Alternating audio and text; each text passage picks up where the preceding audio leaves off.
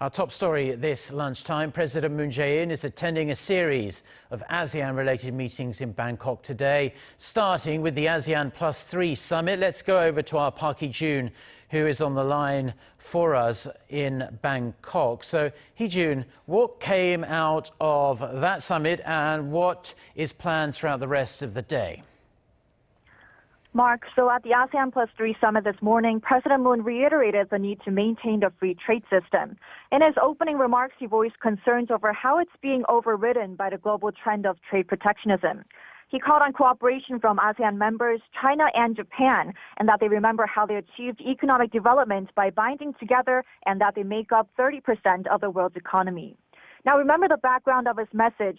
South Korea and Japan are in the middle of a trade conflict that started with Japan tightening exports on Korea's tech-heavy materials.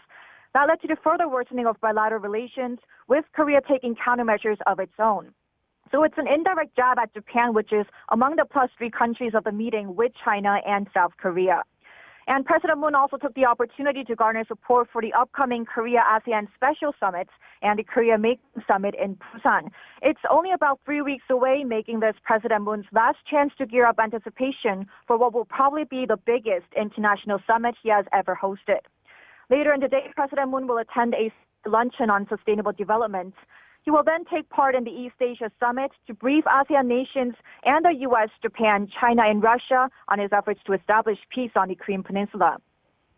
And the last item on his schedule before he leaves for Seoul tomorrow will be the Regional Comprehensive Economic Partnership talks. The 16 participating nations will work to create the largest regional pact in the world.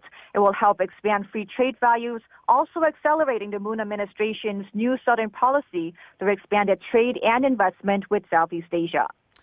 Okay, Hee-jun, let's go back to Seoul-Tokyo relations because that's on a lot of people's minds here right now. With Japanese Prime Minister Shinzo Abe also at the same meetings as President Moon, eyes are likely to be on whether there will be another encounter between those two leaders after they met ever so briefly yesterday.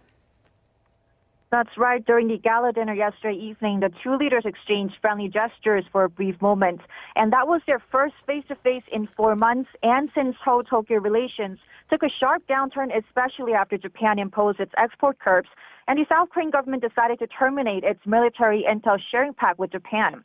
According to the Blue House, there aren't any bilateral talks with Tokyo planned for this trip, but Moon and Abe will likely end up running into each other at the remaining sessions, so there is a chance that they might have a short discussion. And if they do, it would be a positive sign that could signal a shift in the current status of bilateral ties. Mark.